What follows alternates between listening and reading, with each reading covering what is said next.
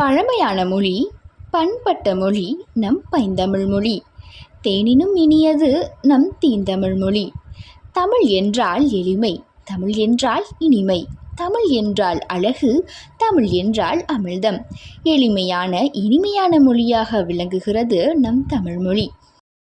தமிழ் மொழியின் சிறப்புகளை பற்றி இந்த பதிவில் காண்போம்.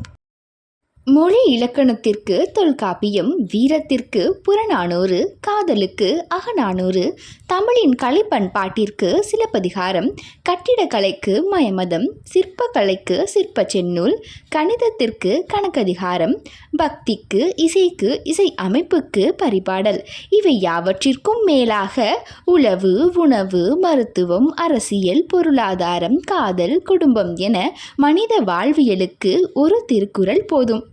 தமிழின் அருமையை சொல்ல வேறென்ன வேண்டும்?